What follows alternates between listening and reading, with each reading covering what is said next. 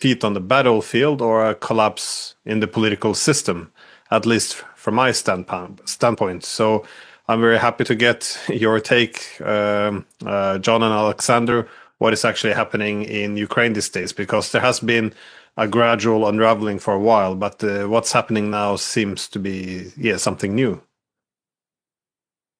I'll let Alexander start No, because he follows this extremely closely. no, I think. Thank you, John. I think that is correct. I think this is something new. I think that we've now reached that point where the pressure from the Russians is becoming too strong, and where Ukraine is visibly buckling.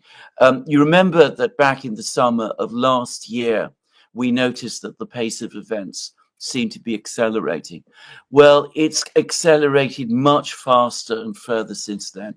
So the Russians are not only advancing faster, but they're inflicting more damage. And I've been following what Ukrainian soldiers are saying, and they're becoming increasingly depressed and demoralized.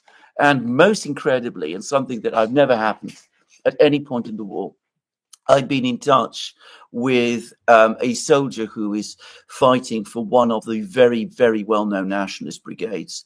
I have to be very careful because I don't want to disclose which one or who he is, but he has been in contact with me, and he's been telling me that the mood in his brigade is terrible, and that things are getting worse, and that they're already talking about the last battle, which will be the battle for Kiev, which they expect to be in a few weeks, or well, not a few, in a relatively small space of time. So, I mean, if people like that are now prepared to contact people like me and pass on that kind of information, and I can verify that this person is who he says he is, by the way, then, as I said, that is a sign that things are becoming I mean, they're turning very bad on the battlefronts. Now, I mean, we can go into the weeds, places like Pokrovsk, but I don't think we need to, because I think we can all see what's happening. As I said, that positions are falling, troops are unable to resist.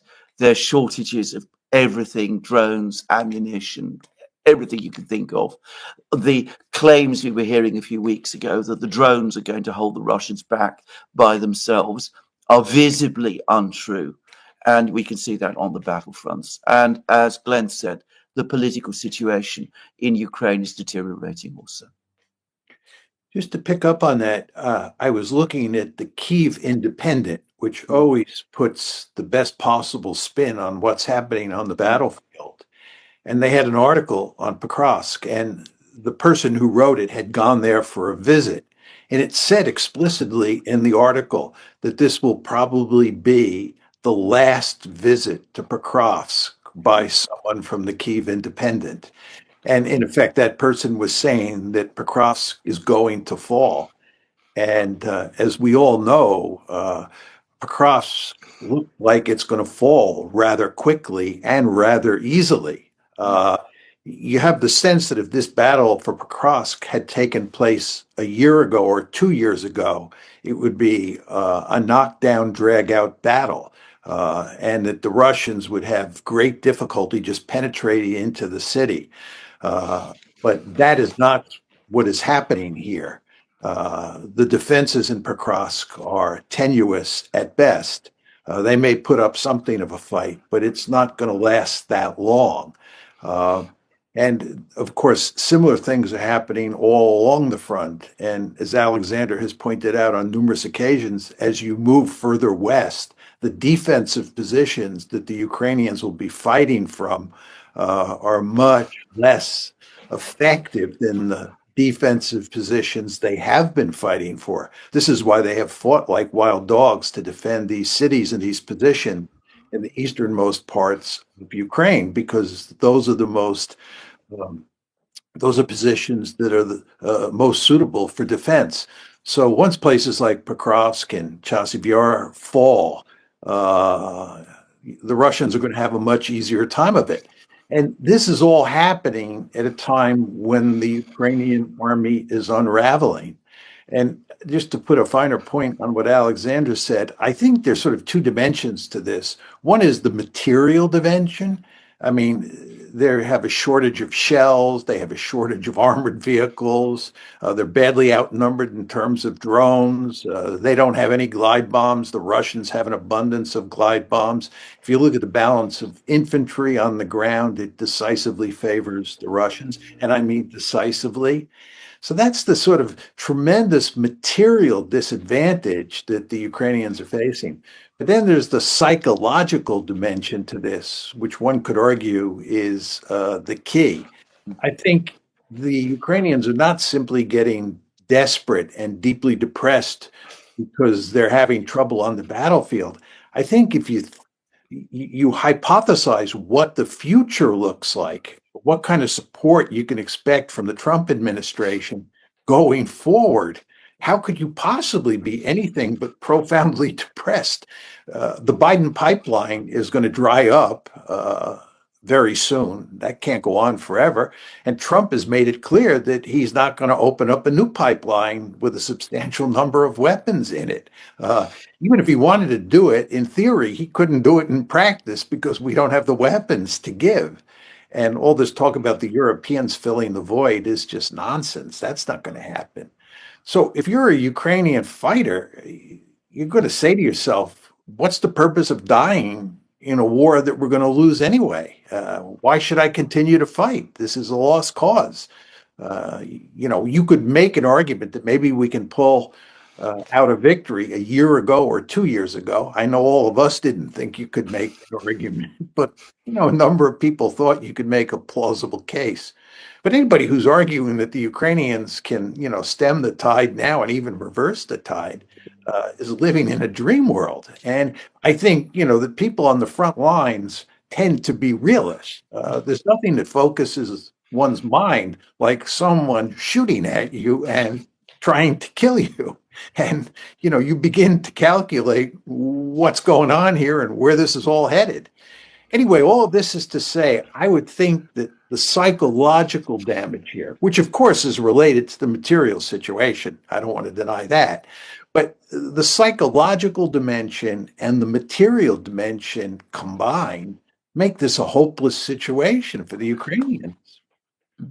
What is really intensified over the past few weeks is the drones and the missiles. It used to be a big deal when 40, 50 drones were sent in one night. Now it seems to fluctuate between 500 and 700 over the past 2-3 weeks. It's quite extraordinary. And also with the missiles being launched, there hardly seems to be any functional missile defense left. That is, that the Russians seem to be able to target whatever they can, and there seems to be improved intelligence as well. I'm not sure if there's Ukrainians who can see where this is going and they're making deals or passing over information, but the amount of production facilities which are being hit is quite extraordinary. So the whole point then is that the gap between the Russians and the Ukrainians, it keeps growing, and I'm not seeing how any of this growing gap can even be reduced. The Europeans talk about buying missile defense from America, but the Europeans don't really have the money. The Americans don't have the weapons. The Ukrainians can't operate it. And even if there were, nothing can stop these hundreds of drones being sent all the time. And it looks as if they're moving towards a crack, which the Russians are preparing for. That is, that the Russians are now preparing this huge amount of troops in the rear, and they're even expanding the front lines, further thinning out and taking advantage of Ukrainian weakness. And when a major crack comes, such as in Pokrovsk, then or Konstantinivka or Chasiv Yar, then it looks like the Russians will be in a position to really take huge advantage of it and try to make this unravel the entire front line. So it's just this Pokrovsk thing as well, how quickly this is happening, especially coming in from the northeast. There's reports of Russians arriving at the defensive positions for the Ukrainians with these small groups of 5 to 12 men, and then there's no people there. So what could have been well-fortified positions is just being not even overrun. They're coming and they're not actually defended. So I think crack can come sooner now rather than later. I'll just take one very quick thing. I mean, the drones that we see, in the skies and the missiles. That's the visible side of this. From what I'm hearing, it's true at every level. I mean, the Russians just are there with more of everything. They're more Russians. They've got more guns. They've got more tanks. They've got more missiles. They've got more shells. They are able to overwhelm the Ukrainians at every level, in the sky, on the land, with tanks, with armor, with whatever you choose. I think if you look at the Russians from February 2022, when the war broke out, up until now, what you see is that they started off more or less on their back foot. They were not in great shape, but they have rationalized things in truly impressive ways in terms of raising troops, training troops, employing troops, and then in terms of spinning up the industrial base. Just very impressive. And I think if you look at the tactics and the strategy on the battlefield, I believe they've gone to great lengths to minimize the number of Russian casualties. And that's why all this talk about, 1 million Russian dead or whatever is just pure nonsense. The Russians have not been engaged in human wave tactics. They've come up with very clever tactics to minimize the number of casualties. Of course, lots of people are still going to die given the nature of this war. But at the same time, I think the numbers are not that high on the Russian side. And it's just a very impressive performance. If you look at the Ukrainians, it's not so much the Ukrainians that I would be critical of in terms of the trajectory over time, although they've had a lot of problems. The real trouble is with the West and with the United States. If you're going to get a situation where the West is providing a huge amount of support to the Ukrainians, in a very important way, providing the backbone of support for the Ukrainians, the Americans have to take the lead, right? Because otherwise you have huge collective action problems. And plus, the United States has so much weaponry and is so wealthy. And during the Biden years, we took the lead. It's very clear. If you look at the Ramstein Group and how it operated, we were in the driver's seat. We made things happen. And that made the Ukrainians more effective and much to the chagrin of to the Russians. It made them, Ukrainians, a match for the Russians on the battlefield for quite a period of time. But what's happened with Trump is not just suddenly cut off all aid to Ukraine, but he has slowly but steadily removed the Americans from the leadership position, while at the same time saying that he'll go along with the Biden pipeline until all that material and economic support goes away. But he's not going to open up another pipeline. The Europeans are going to have to do that. And the Europeans can't solve the collective action problems. And plus, they don't have the equipment, they don't have the money, and so forth and so on. So I think if you look at the West plus Ukraine, it's really the West that's sort of de-rationalizing. Well, if you look on the other side of the divide, the Russians have impressively rationalized their war effort over time. And I think in a very important way, that sort of gets at the essence of what's going on here. I think it's the need, though, to portray the Russians as simply wanting to present their motivation for simply being territory from day one. I think in the West, many of us have fooled ourselves because from this perspective, it looked as if the Russians were quite hopeless in the beginning. But as we know, when they did enter, at least what I hear, they were quite convinced that they wouldn't have to actually fight the war. They would introduce all these troops within the first few weeks. The Ukrainians would see the Russians would be serious. They would sit down in Istanbul. They would negotiate a deal where Ukraine would commit to neutrality. NATO would also accept this, that there would be no de facto NATO membership. NATO would pull out, and you could have a Minsk 2+ or whatever it might be. But I think what the Russians did when they realized this could not happen is they readjusted their army for a war of attrition. So, and if you're going to destroy the Ukrainian army, which NATO has spent so many years building up, and pouring in all these weapons, is going to be a very bloody affair, and they need a lot of weapons and a lot of soldiers. So they did approach this in a very, I guess, a rational manner. But I did want to ask the two of you about the possibility for peace now, because I, for one, was a bit optimistic when Trump took over. 6 months ago, he spoke of Ukraine having to accept neutrality. He also said we have to recognize there has to be territorial concessions as a result of the past 3 years. But now he's back at talking about an unconditional ceasefire, which doesn't really address the political issues, and primarily the neutrality issue. What is, well, I guess a very simple question is the time for peace done? Is it has that possibility been thrown out the window? I don't see a pathway anymore for a peaceful settlement. I think the door for a peaceful negotiated settlement is closing very fast. The only way it can now happen is if we get to a situation where the Russians feel they've won, about to win, but still decide that for whatever reason they would rather speak to the Americans and agree something rather than just impose terms. And even then, I don't think it is certain that it would be possible, because I still think that there are just too many differences and too many issues between the Americans and the Russians, between the Russians and what would be left of the Ukrainians to sort this out. The Trump affair, the Trump presidency has approached this whole problem in a completely chaotic way. They never appointed a proper negotiating team.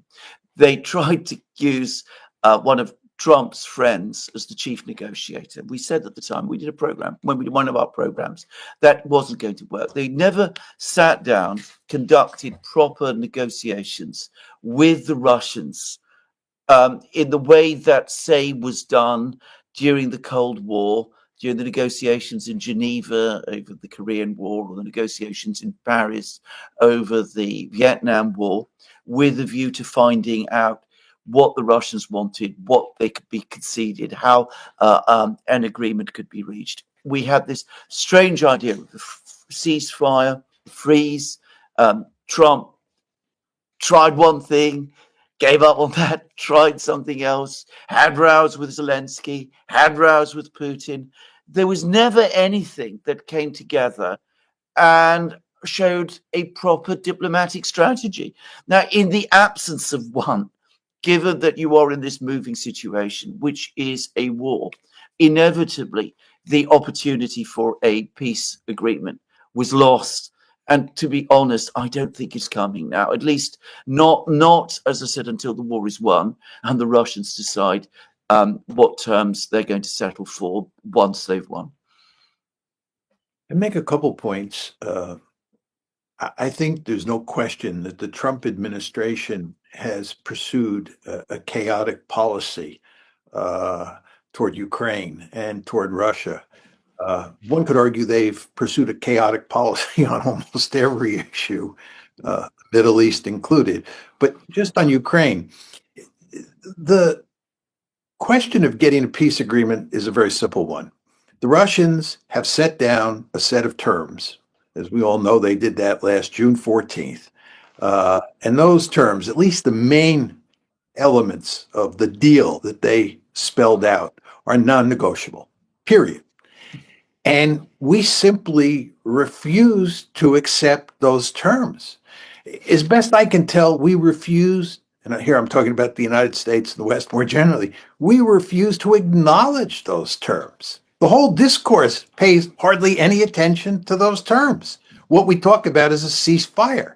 The Russians have said ad nauseum, no ceasefire, no ceasefire, no ceasefire, until you get a meaningful peace agreement, at least in principle, if not in writing. So there's no point in talking about a ceasefire, but that's all we ever talk about. And we don't talk about the terms. And if you don't talk about the terms that Putin has laid out, there's no point in talking, because you have to accept those terms. The Russians insist on that. For the Russians, what's happening in Ukraine is an existential threat.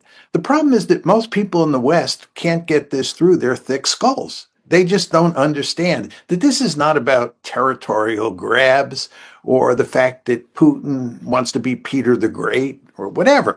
This is dealing with an existential threat. NATO on Russia's doorstep in Ukraine is an existential threat. And the Russians, therefore, came up with a series of demands that are non negotiable. And until we accept those demands, which we're not, right, this one is not going to be settled peacefully. It's going to be settled on the battlefield. And the end result is you're going to get a frozen conflict. You're never going to get, in my opinion, I hope I'm wrong, but you're never going to get a meaningful peace agreement. And this conflict is going to go on, maybe not as a hot war, but as a frozen conflict for as far as the eye can see. Yeah, I watched some of the discourse here in Europe, and it's I would just describe it as quite radical and irrational, because now that they realize, yeah, the war is coming to an end, we can't continue this forever. What people are saying then, okay, we need to come up with a peace if this is the case, but it's always focused on what does Ukraine need, and we come up with this idea. Well, they need a proper deterrent, so we need to obviously fill up with a lot of military capabilities. There should be Europeans on the ground, all these things, but no one actually asks what does Russia need. This seems. I mean, never. They never discuss this. This is quite surprising, and especially given that Russia is winning, surely their terms should also be discussed. And I thought about this as well, because I think you're very correct. But I think they can't discuss this, because if they discuss, well, Russia can't live with NATO on its borders, then we're gonna have to accept some complicity in this causing this war. And it seems like the key component in the war narratives has been this unprovoked invasion. They just want to swallow up more territory and restore the Soviet Union. If we have to go back and accept, well, Russia invaded because they can't accept NATO in Ukraine, then not only did we help provoke this war, but also this could have been solved a long, long time ago. And indeed, we might even face the threat of considering Russian security concerns as somewhat reasonable, that we wouldn't want this either. And the ceasefire, again, it doesn't make any sense. The Russians invaded because they wanted neutrality, and after all the suffering they have also gone through, and they finally come towards the end and they're winning the war. The solution is going to be to freeze without meeting any of the demands. They're back at square one. This is what they've been fighting for. And also, if you have ceasefire, where's the pressure? The only reason why the Ukrainians and the NATO countries would accept what are very high demands of the Russians is because they're winning the war. If you have a ceasefire, unconditional ceasefire, it's just there's no reason to accept any of the terms at all. But in the absence, though, of a peace agreement, what will Russia do? Well, I think that is the big question. I mean, just to quickly recap, I mean, refusing to discuss Russian terms and insisting on a free ceasefire, which the Russians have rejected, is refusing to take no for an answer. Now, you can do that if you're winning, but it makes absolutely no sense to go on doing that and to continue to do that when you are losing. We are losing. Just to go on saying, in light of that, no, we refuse to take no for an answer. We refuse to accept that the Russians won't agree to a ceasefire. Is not just irrational. It is pointless. It's completely stupid. It is completely not looking at the realities of the situation as they are evolving. Now, what the outcome to the war is going to be decided, I think it is now increasingly clear, not in Paris or London or Brussels or even Washington. It's going to be decided in Moscow, because in the absence of a peace agreement, it is the Russians who are going to draw the line and who are going to say, we're going to be here and we're not going to be there. I still don't believe that the Russians want to go all the way to the West Ukrainian border. We've discussed this in many programs, and the reasons for this are clear. They don't want to go to the Western border. The people don't like them there. They don't want to be tied down, controlling this territory indefinitely. There's all sorts of compelling reasons why they would not want to go. Now, given that this is so, if I'm right about this, then there is still a possibility if not for a peace, a proper peace agreement, at least for some kind of armistice arrangement whereby the Russians go this far, we accept that that is the line, and we each go our separate ways. It's a dismal, it is a dreadful outcome, but perhaps we might be able to come to some kind of terms with the Russians on that at that point. The alternative is that we don't accept anything, that the Russians do eventually stop. In which case, as I said, we don't just have a frozen conflict, but a very, very unstable frozen conflict, which could restart at any time. And that would be an even worse outcome.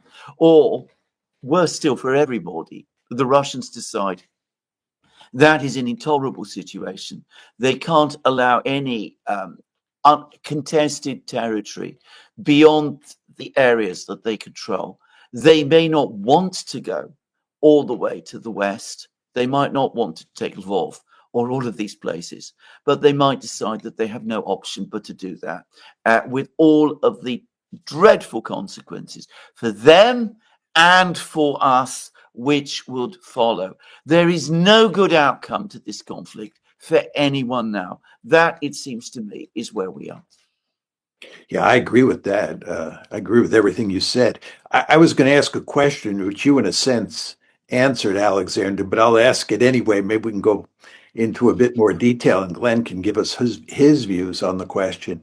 I just start by saying that if you look at how the West treats this conflict, this is especially true in Europe, but it's true with many people in the United States on the hawkish side of the equation. A Russian victory is an existential threat to the West. Many people believe that. I don't believe that for 1 second, but many people do believe it. So let's assume that we're correct and that the Russians win. And it's clear that Ukraine has lost. This is going to be a devastating defeat for the West. Devastating defeat psychologically, given how much we've invested in this war and how we portray a Russian victory as an existential threat. So that raises the question in my mind, what are we going to do? What are people in the West going to do? Are they going to say, well, we lost, this sometimes happens, and we just have to accept there's a frozen conflict? Or are we just not going to quit? And if we just don't quit, what does that mean? Can I just quickly come into that, because I think that's an excellent point. I mean, I was reading an article in the Financial Times by a man called Martin Wolf, very well-known journalist here. He makes exactly that very point. He's a huge supporter of Ukraine. We cannot afford to lose this war, because if we lose this war, liberal democracy in the West is doomed. I mean, that's almost. I'm slightly exaggerating, but only very slightly. That is how he talks about this. Now, I don't believe that for a moment. I don't believe that the end of the West will immediately follow if the Russians regain territory that they've controlled for most of their modern history. I mean, to me, this is an absurd idea. But there are people, undoubtedly, who do think this. Now, I think if we are in that situation, there is a difference between the United States and Europe. The United States does have the Atlantic. It's far away. It is a single country. It is much richer. It is far more powerful. It has many, many other issues around the world that it has to take care of. And I don't think it is so obsessively focused on Russia in the way that we have become in Europe. So I think the United States will eventually pick itself up, will say, well, sometimes wars don't go well. This one didn't. We're going to have to come back. Maybe in 5-10 years, we're going to start our dialogue with the Russians again. We can find our way through. What we are going to do in Europe is a completely different question.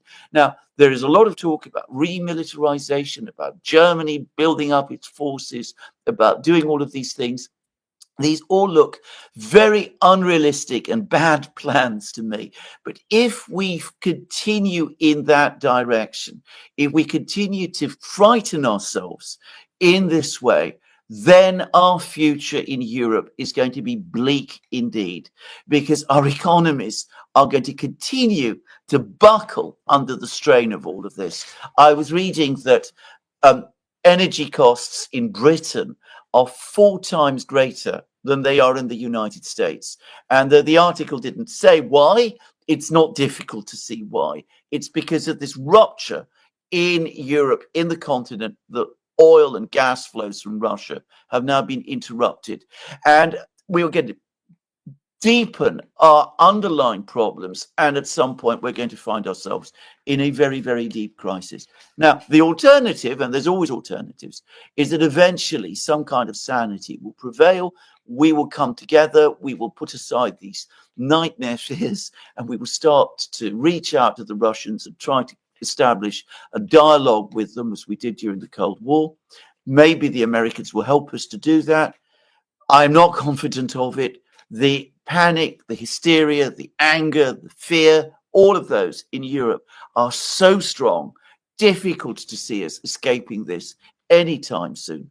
So I'm afraid we're going to have a very, very dark time in Europe going forward. One created largely exactly by the fears and pathologies that you're talking about, John. Well, I was well, from the American side. You heard something that could make you optimistic, but again, things change back and forth too often. Keith Kellogg, he made this interview. I forgot which channel, but he effectively argued that in a peace agreement, Russia would need some reassurances that NATO wouldn't enter Ukraine, and he suggested that within this framework. We also have to then look at NATO's future relationship with countries like Georgia and Moldova. Yeah, we both probably saw this interview, and I thought this was interesting. It caused some pushback from the Europeans because this broke with the narrative that the European security architecture had anything to do with Russian motivations. But my point is, I think that this could be one lesson. That is, okay, we had a war because European security architecture essentially fell apart. It was unsustainable, the path we took from the 90s. And we can start to look for ways of pushing for a structure based on indivisible security. In other words, resolve the underlying causes. This is I'm not that optimistic because no one's speaking of the European security architecture anymore. Instead, again, since we're going back to the unconditional ceasefire, the premise there appears to be that this is simply a territorial issue, and I don't think Trump really understands the war, to be honest. And so I think the main view in Europe will probably be that the battle was lost, but the war still goes on, so this will become a new Cold War. We will, we'll get them at the end, just like the first time. We will eventually come out at the end because, we got freedom and all of this. And there's going to be this more dangerous version of a Cold War, pump a little bit more weapon into opposition groups in Ukraine, or what remains. We have to confront the Russians in the Arctic. So instead of taking lessons from Ukraine in terms of seeking a more neutral position for Georgia and Moldova, as Keith Kellogg suggested, there's instead going to be push to increase Western presence and pull them into, if not NATO membership, at least the NATO orbit. And within this, if one buys into this premise that this is just a Russian territorial expansion and they were successful this time, we could get ideas like trying to liberate Belarus from Russian influence. It's quite interesting. If you drive through Lithuania, they have street signs. They actually have next to Belarus. They say, this direction is Minsk, and this is in. Presently occupied by Russia. This is on the roads when you drive. It is quite crazy. So if this view prevails, I think they can. I think we're just going to go into another Cold War where we, or alternatively or additionally, also the idea that if if we want to save face, we have to embrace the narrative, that double down on this narrative. You can say that we didn't actually lose because Russia wanted all of Ukraine and they only got, what, 25%, or it could be much more. And indeed, this in a way was a victory because they paid a heavy human toll, and they were, isolated internationally, meaning the West. And so this was kind of a victory for us anyways. Now, this could be a very attractive face-saving narrative, but again, it would mean that we're still doubling down on this premise that this was about territory. And I think this is why this war of narratives is so important, because if there isn't introduced any rationality into this, any reason, any willingness to address why this war began, we're going to learn all the wrong lessons. And I think, in my opinion, that's the direction we're going, where effectively, mindless hatred of Russia will be the new virtue. 2 quick points. One, Alexander said, and I agree completely, and I think you agree too, Glenn, based on what you just said, that the Russians will not take all of Ukraine, and you will end up in Western Ukraine with a rump state. And you want to think about what that means. In other words, it's not like Russia just completely conquers Ukraine, incorporates all of Ukraine, and the Ukraine problem, so to speak, is taken off the table. Ukraine remains. It's just a rump state. And the question we then have to ask ourselves is, what are relations between the West and that rump state going to look like? And I would bet that we will continue to maintain, we meaning the West, reasonably close, maybe even very close relations with that rump state. And that will be a source of huge trouble. Second point I would make is, if you watch what's going on in the Baltic and you listen to how people talk about Kaliningrad these days and the possibility of surrounding Kaliningrad with NATO forces, it sends shivers up your spine. I mean, don't these people understand that they're playing with fire? And anyway, I just take that, I hope I'm wrong here, but I take that as an indicator of how crazy the West may behave once this war comes to an end and we get a frozen conflict. I just to quickly add to this, I think any attempt to see the future through the framework of the Cold War, the Cold War that was waged between the 1940s and the 1990, would be a profound mistake. The Cold War was a conflict that was basically about Europe. It was a situation where Europe, the Soviet Union, the United States, I mean, they were the major places in the world. And the two superpowers at that time, the Soviet Union and the United States, were indisputably the most powerful countries. And Europe was the prize in the middle, which was the most important continent. And of course, on top of that, it was a major ideological struggle.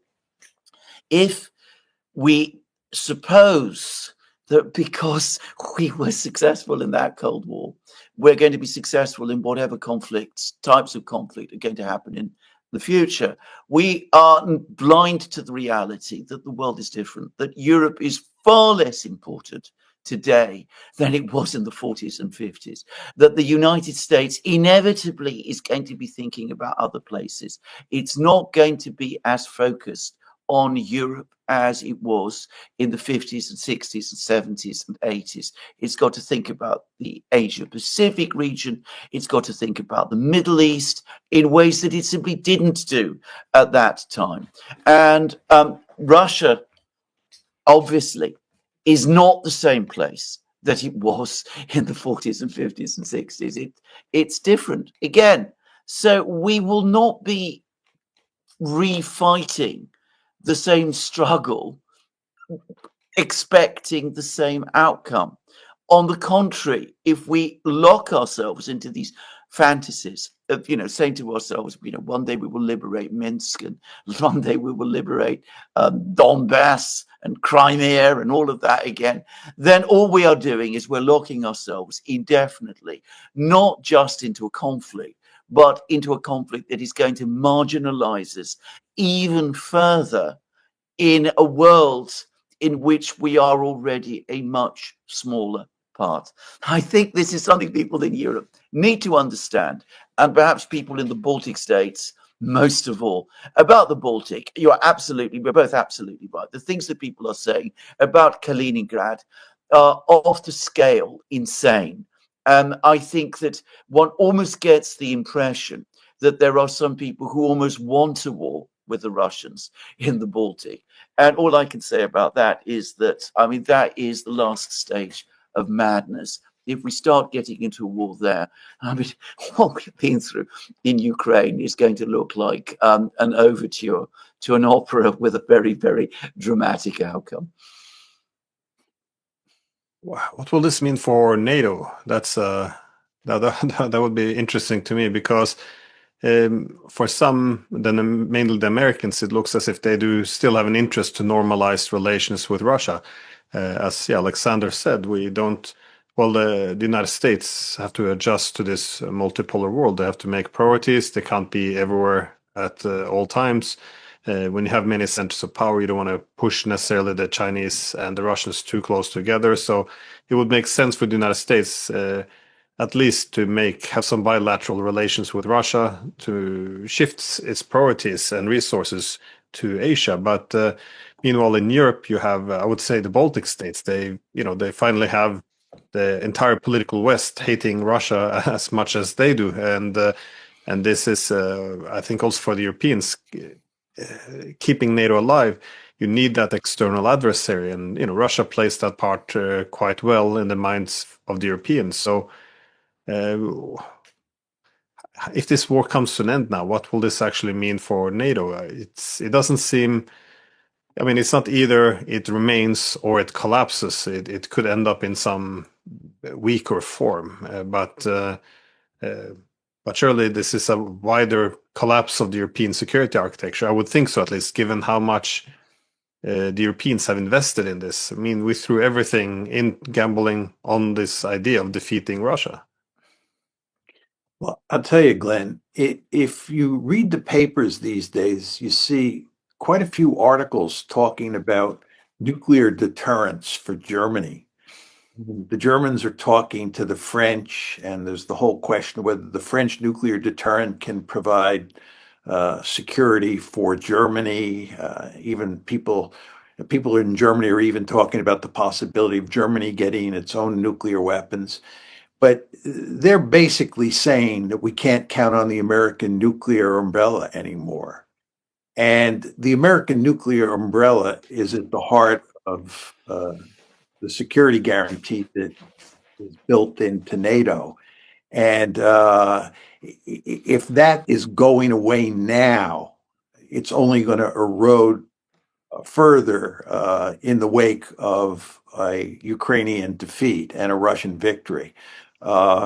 So I think that America is no longer in a position, and it doesn't want to be in a position where it's providing security for Europe. It wants the Europeans to provide for their own security. We use that rhetoric. The Trump administration uses that rhetoric all the time. And you can disagree with it or agree with it, but the fact is, it's the way the Trump administration thinks. But once you go down that road, once you start talking about Europeans providing for their own security, then the American security umbrella, the American nuclear umbrella, goes away. And again, this is why the French and the Germans are talking about trying to figure out what's the best way to provide nuclear deterrence for Germany. So I think that the alliance will surely remain in name, but in terms of being a meaningful alliance, the way it has been since 1949, I don't think that's going to be the case moving forward. Yeah, absolutely. And can I say something else, which is that we have the real risk, and we've said this many times in many programs. If the Americans start to withdraw, we are going to see fragmentation in Europe and a return to rivalries. And one mustn't push this too far, but we're starting to see some signs that might eventually point in that direction. So there was the idea that the Germans came up with, that they buy weapons from the United States to send to Ukraine. And then it became very clear that this is an idea that only the northern countries, Germany, Britain, the Scandinavians, the Baltic states, the Dutch, were really interested in. The French, the Italians, the Spanish didn't like it. So they started to go one different way. Then the British and the Germans, Starmer and Merz, signed a security agreement with each other. Again, that is a very strange thing to do, given that we are supposed to be already in NATO. So why do we need a security agreement? Well, again, you could argue that this is reinsurance against the Americans. You know, if the Americans go, we need to have a security arrangement with each other. But then why not involve the French? Why are we doing it bilaterally? So you could start to see, perhaps, you know, this is, I'm not saying it's going to work like this, but a kind of northern bloc emerging, maybe centered on Berlin, maybe London, and a sort of southern bloc on Paris and these other places. Now, obviously, this is looking too far ahead, but you can already see that there are going to be these tensions, and they're inevitably going to grow. Just as if German rearmament really does get going, then inevitably that is going to cause stresses and worries as well. Poland already is showing signs of nervousness about some of this. So, if European leaders were wise, they would work to leave NATO as it is. Better keep things as they are. Have the Americans still here. Maybe begin the dialogue with Russia, because otherwise, the risk that you do run is that you're going to start getting all of these conflicts and tensions in Europe start to reawaken again. And then the situation in Europe might become a lot more complicated and potentially even dangerous. The problem the Europeans face, though, Alexander, is that the Trump administration wants out of Europe. And they're just real limits to what they can do to keep us in Europe. I think the Europeans would do almost anything to keep the American security umbrella over their head, which is another way to say they do almost anything to keep NATO intact. But I think they understand that with Donald Trump, it's a lost cause. And then all the logics that you just spun out begin to kick in. I'd make one quick point on this to illustrate how tricky this can all be. If you go back to the Cold War, when there really was a serious threat called the Soviet Union that the West faced, both France and Britain developed nuclear weapons. They had a nuclear deterrent. The British agreed to integrate their nuclear deterrent into NATO, which is basically a way of saying that the Americans controlled the British nuclear deterrent, which I think was a smart policy. But leaving that aside, the French, as you would expect, this is Gaullist France, absolutely refused to subordinate their nuclear arsenal to American control. So they actually pulled out of the military half of NATO in 1966. Most people don't realize this. I remember when I used to study the conventional balance in Europe, I could tell you all the forces that we had on our side, the Soviets had on their side, and the French were not included because they were not in the military part of the alliance. They remained in the political part. But this was driven in good part by the fact that the French did not want to subordinate their security, i.e., their nuclear deterrent, to NATO control, which meant American control. So you can see the British and the French had very different views at the time on how to provide nuclear deterrence for themselves. And this situation will be even worse now because there's no Soviet threat to, act as a glue. Well, it's just hard to see how we can go back to the way things were. As again, John, you often speak of America as a pacifier, which I think is very correct. That without the United States, the Europeans aren't going to have much of a cohesion. But also the Russian boogeyman, to keep this external threat, to have everyone in line and be willing to make these concessions. I think this is also going to be weakened once the war is over if Russia simply communicates it's fed up with the West. It wants its main economic interests, political interests are in the East, and it shows more and more disdain and disinterest of the West. In other words, its weapons should still point west, but its economic ties should go east. But also in Europe, you're going to have some accountability once this war has been lost, and a lot of the war narratives are exposed for being fraudulent. And of course, we're having economic problems here. Especially in Germany, things aren't going well. This is also producing some social problems. We're having a struggle with political legitimacy from France, Germany, UK. There's I would at least characterize this as a legitimacy problems of many of the political elites.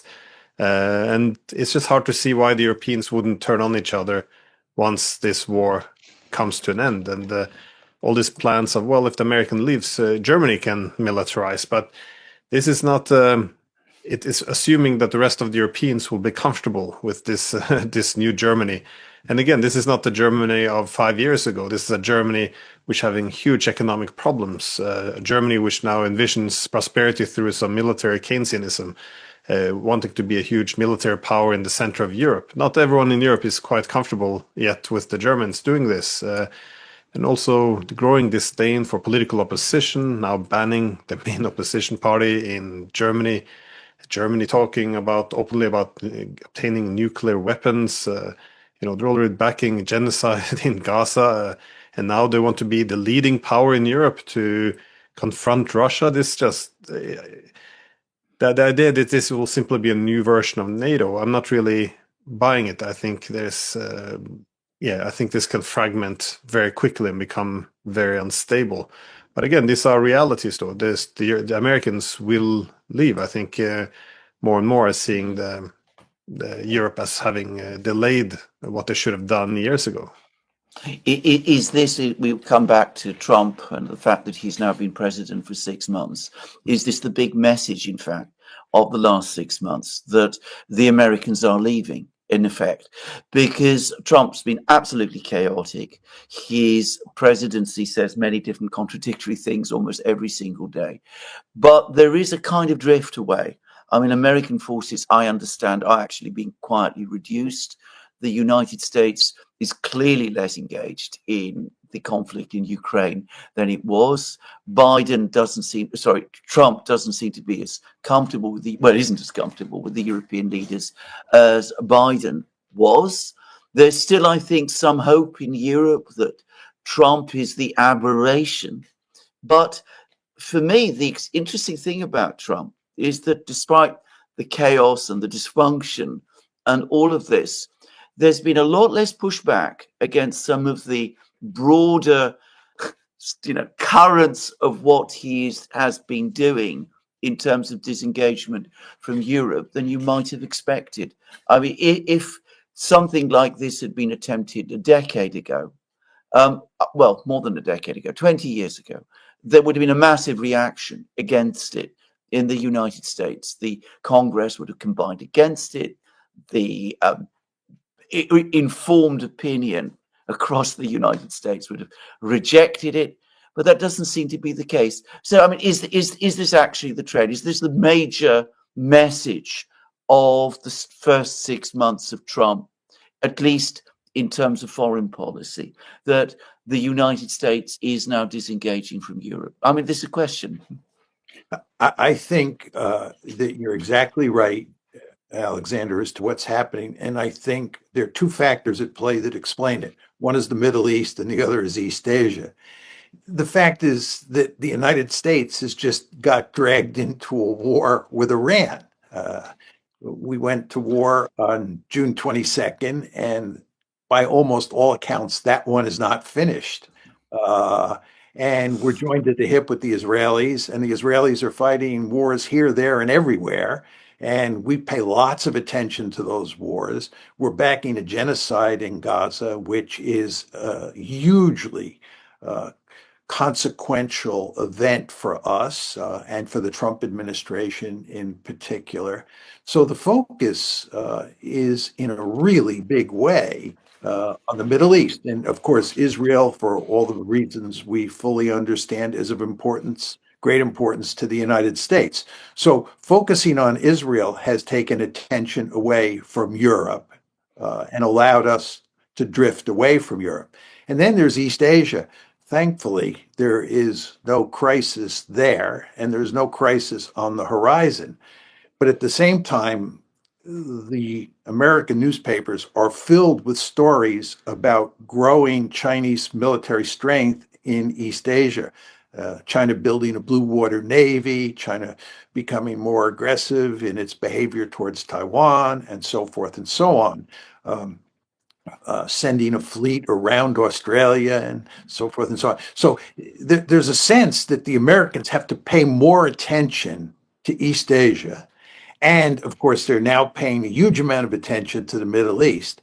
And there is a limit to how many balls you can have in the air at the same time. And unsurprisingly, Europe is the one ball that is getting the least amount of play at this point in time. And that allows the commitment, the American commitment, to basically wither away. I mean, that's what's happening. Trump hasn't made a simple policy decision to end the American commitment to Europe. He's just letting it wither away, which I think, Alexander, fits with his chaotic way of doing business, right? He doesn't, even if he makes a concrete decision, he'll switch it the next day, then go back to the original decision the following day. But I think if you sort of look at what's happening in Europe, we're drifting away, and we're going to focus a lot more on the Middle East because of Israel and our commitment to Israel, and we're going to focus a lot more on East Asia.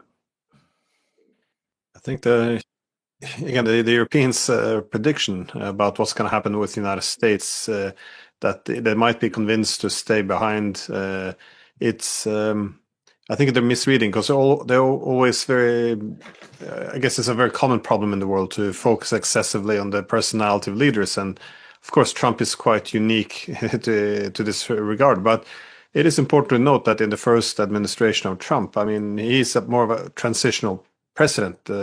When he pulled the U.S. away from the JCPOA with Iran, this wasn't. It was seen as something radical. It's just Trump, but again, Biden didn't reverse it. He went very aggressively after China, seeking to crash its economy or prevent its technological rise.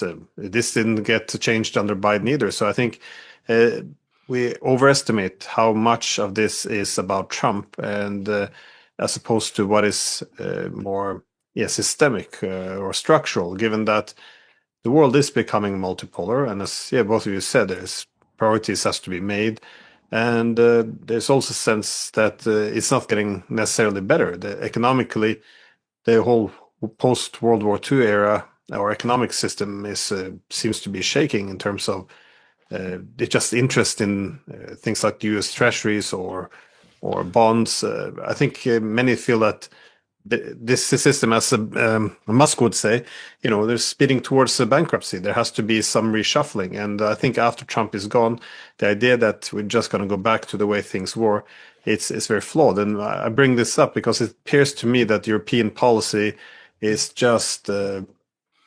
unlimited flattery and just wait him out.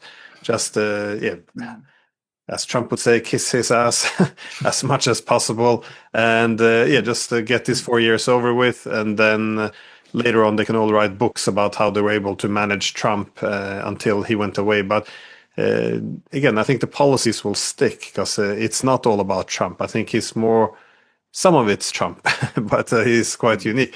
But a lot of this is Trump being a symptom of something wider, and I think the Europeans are preparing themselves for this by fooling themselves. Well, it's not surprising in some ways, because the period of American ascendancy, at least in Western Europe, has been so pleasant.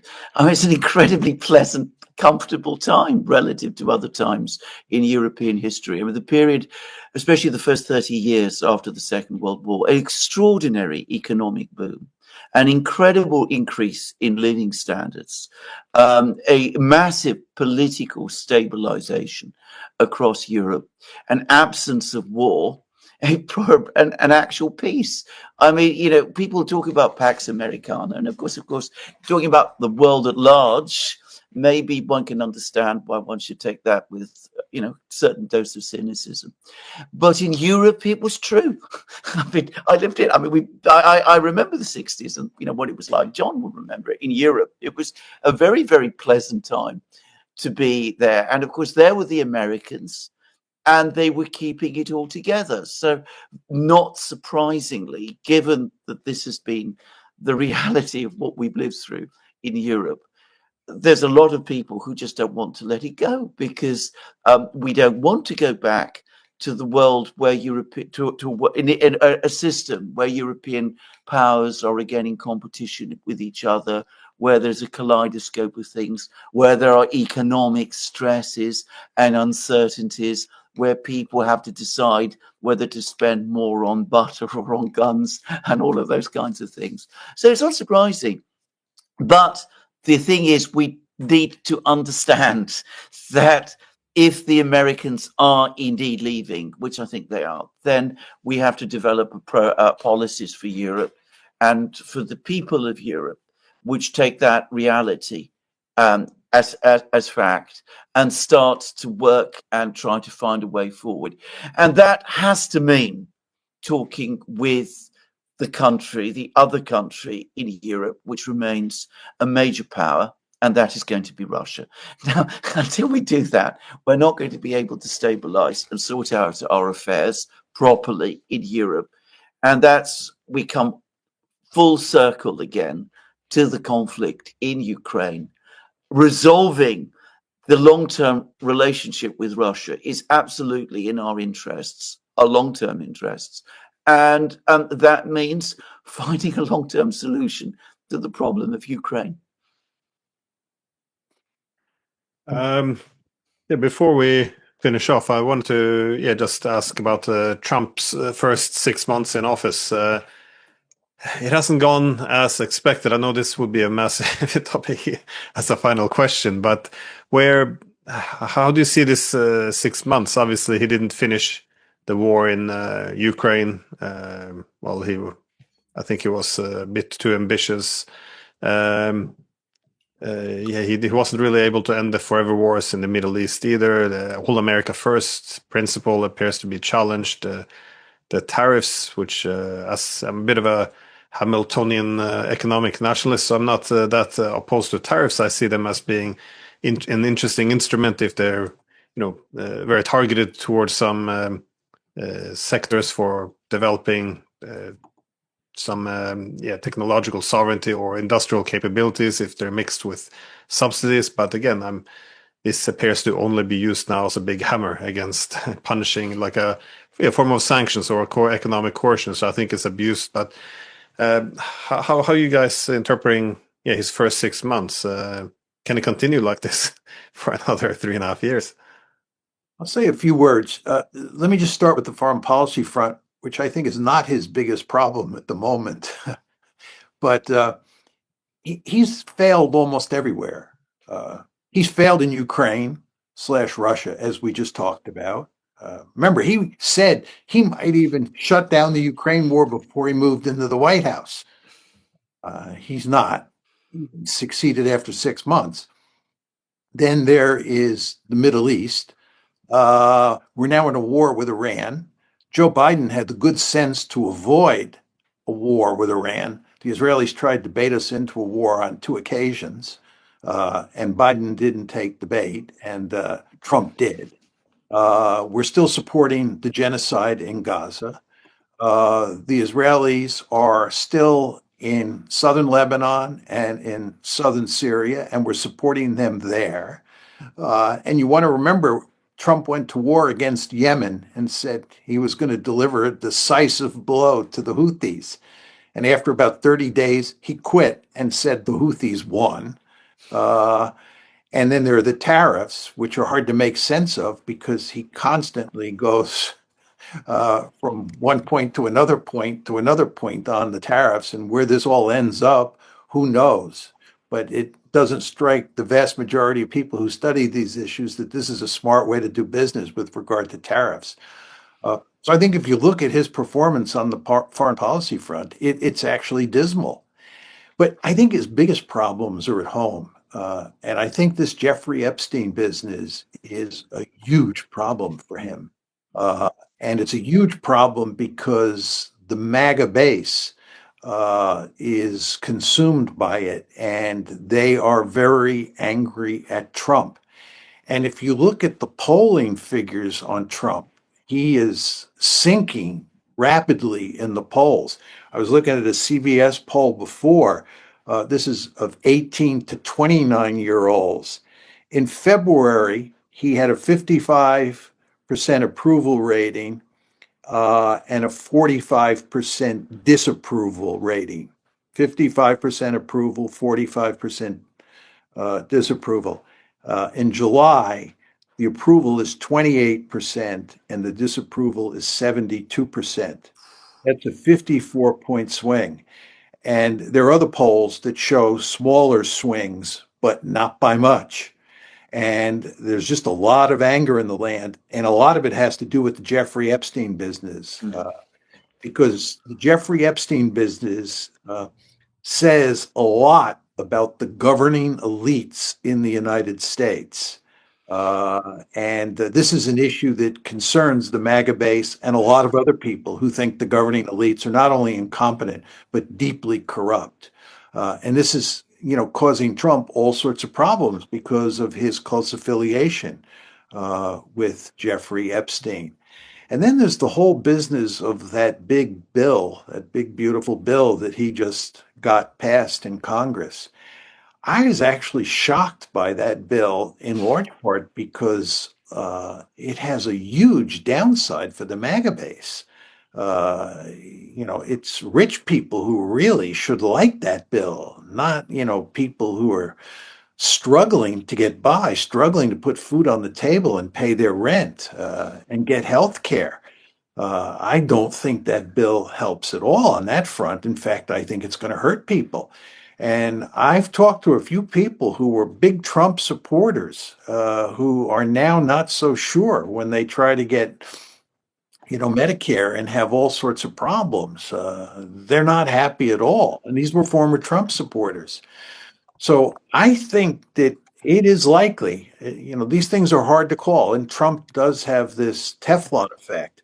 But I think Trump is in trouble on the home front. And I think when you marry that with the situation I described in terms of foreign policy, he is not looking good after 6 months.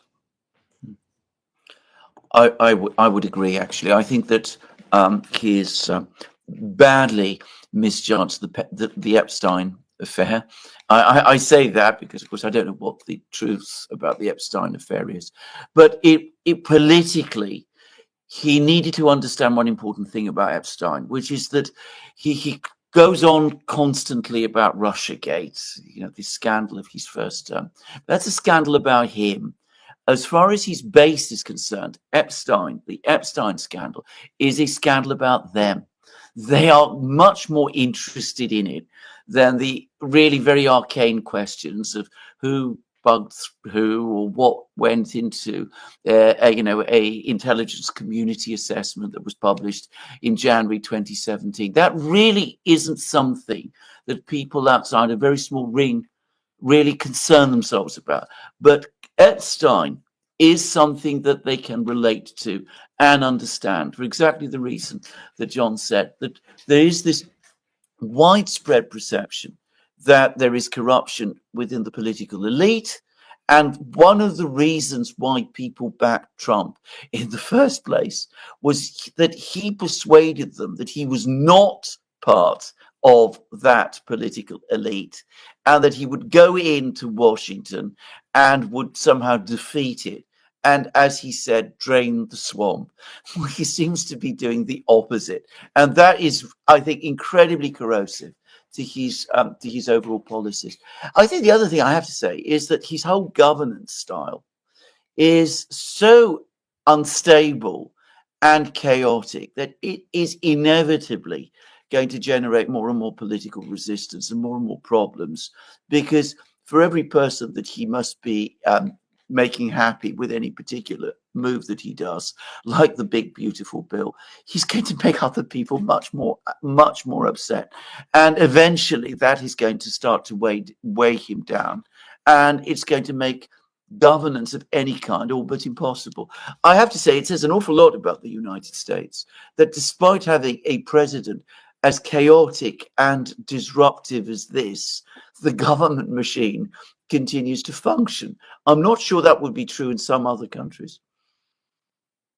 Also, look at just quickly, Glenn, if you look at the economic indicators, Alexander, the economy is moving along quite smoothly.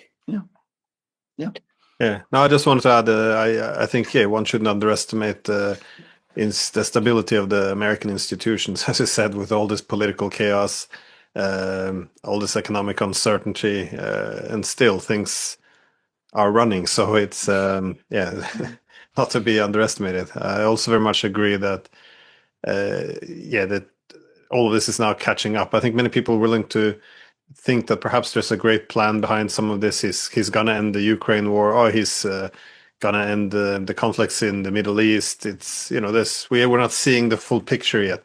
But when with the Epstein, I think it became so obvious that just the behavior and also the very blatant reversal, and the way he even went after his own base when he trashing them as soon as people unrelated to this, but when Musk goes against the big beautiful bill, the way he's turning on his closest ones, Tucker Carlson, everyone who doesn't go along, he goes after very hard. I think this is where he's probably going to reach a wall. So no, it's a lot of until next time we speak, I'm sure the world will look very different by then. So anyways, any final thoughts before we wrap this up? Well, we certainly live in very interesting times, if I can say. But just to say one thing, I mean, maybe given the inherent stability of the United States, which is remarkable or considered, but real, we shouldn't perhaps focus too much on, Trump's own political prospects. If the trend is indeed that the United States is gradually ending its deep connection to Europe, which it had since the Second World War, then that is an epic, momentous event, at least for people in Europe. I mean, it's like, the Roman emperor writing to the British cities, telling them in 400 AD that they must look to their own defense. I mean, it's on that kind of scale. And I mean, that